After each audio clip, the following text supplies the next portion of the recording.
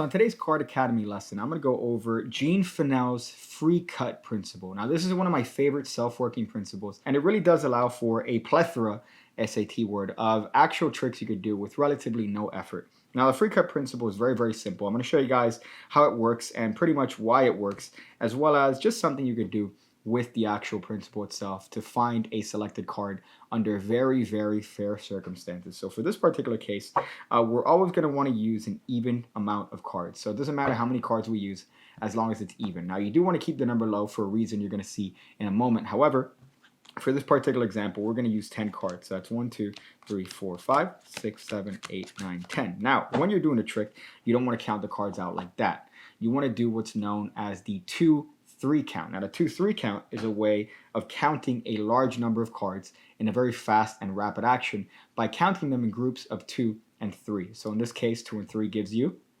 5. That's right. You guys are smarter.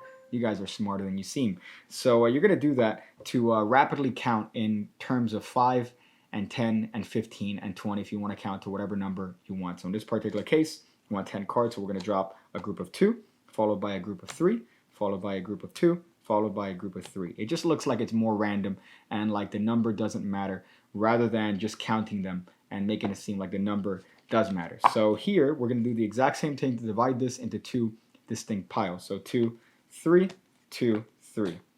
You don't want to make it seem like the number of cards matter. However, they matter so much. It's ridiculous how much it matters here.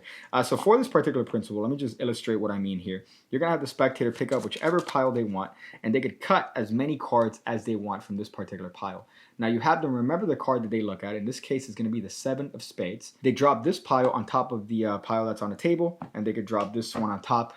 There's no way you can know which card they cut to. There's no way you can know what card they had because they cut wherever they wanted. They mixed it up. They cut whichever card they wanted. They put that pile on the table. There's no way for me to know. But of course, in this particular circumstance, I know their card is exactly 5th from the top of the deck. So that's 1, 2, 3, 4, and 5. There you go. The spectator doesn't know that because the procedure is very, very fair. And it does seem like they could cut wherever it is they want. And like that affects the dealing. However, it doesn't affect a thing. So let's talk about this principle for a little bit because it's very, very interesting.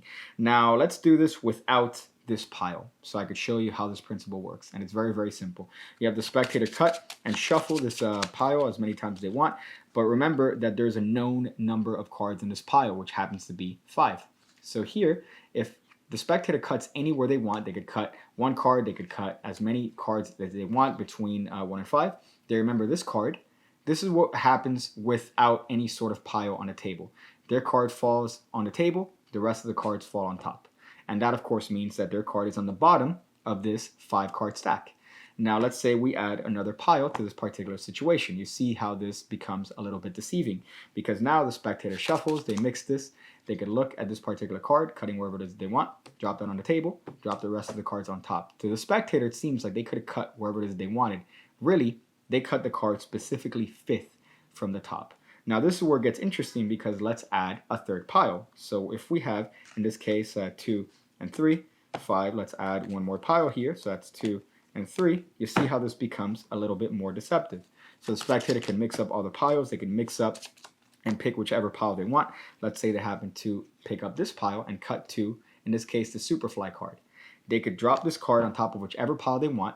They could drop the remaining cards on top of that pile, and then now they could drop this pile on top of that pile. So it seems like a whole mishmash of randomness. However, their card is now 10th from the top of the deck because that is the total sum of 2 of the packets. So in this particular case, that's 1, 2, 3, 4, 5, 6, 7, 8, 9, and 10. Now what I like the most about this principle is the freedom that you give to the spectators. So apparently they're able to shuffle and pick whichever pile they want, which again, that's a free choice. They could shuffle the pile as much as they want. They could cut wherever it is they want, and then they could put that on whichever pile they want. So there's so many layers of freedom that you give the spectator that it's really hard to go back on the actual methodology itself and to think back as to how it could potentially be done. However, the math works out each and every single time. That card is going to be equal to the amount of cards that were placed on top of it. So in this particular case, we have 3 piles. So it would be 10 from the top and 6 from the bottom. So in this particular case, you're adding 1 extra when you're counting from the bottom. So if we have 3 piles of 5 here, just like that. Let's say the spectator happens to pick this card over here, which we will leave reversed.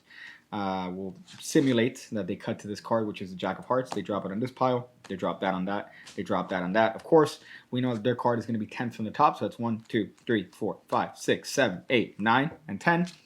And also 6 from the bottom. So that's 1, 2, 3, 4, 5, and 6. Because it's taking into account this 5 card packet on the bottom. So that is if you want to find it from the bottom position. But this leads us in a very interesting situation because the spectator is unaware of the fact that we already know the position of their card. So we could do whatever it is that we want. So at this point, you could either cut and shuffle their card to the top by simply running 10 cards to the top of the deck. So that's 1, 2, 3, 4, 5, 6, 7, 8, 9, 10, leaving that on top of the deck. Or you could very simply just do the same thing but from the bottom of the deck. So in this particular case, let's restart that situation here. And you could just run 6 cards. That's 1, 2, 3, 4, 5, 6. Put this on the bottom, and now the card is over here. So now at this point, you are creatively open to anything that you want to do. If you want to spread these cards out and briefly peek at the 6th card from the bottom, and then have the spectator shuffle the cards, and you know the identity of the card, you're more than welcome to do that. One thing that I like doing is getting a feel for the cards. So I'm pretending to, of course, deal through the cards and see if I get a particular feel. Really, all I'm doing is counting to 10. So here we have 5, that's 6, 7, 8, 9, 10. And I say, okay, here I have a feeling. Now, all I want you to do is tell me if this is your card. And you're going to show them, and of course, it's going to be their card. But you want to be very clear here because you're going to do a little bit of a flick peek. You don't want them to tell you what the card is. So the way that I'll present this is that I'll get to their card in particular. I'll say, no, I'm not feeling anything here. I'm not feeling anything here. I'm definitely feeling something here. Now I'm going to show you the card. I don't want you to tell me what the card is, but I just want you to tell me if it's your card. And of course, here you show them that it's the Jack of Hearts, and you're going to flick the card using your middle finger. So I'm holding the card here between my thumb and forefinger, and I'm flicking it.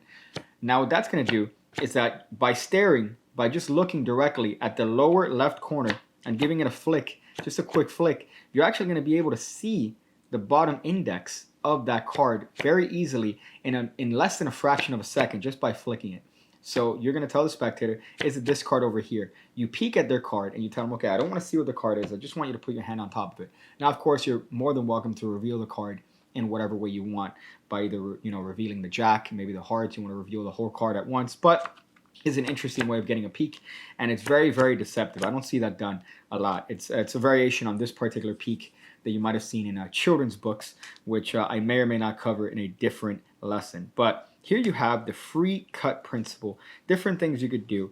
Gene Fennell, you are a genius among men, and this is just one of those many mathematical principles that doesn't look like math, but it's using some nice little bit of subtlety there. I hope you guys enjoyed that. Thank you guys for being members of the Pigcake Magic Academy, and I hope to see you on the next lesson.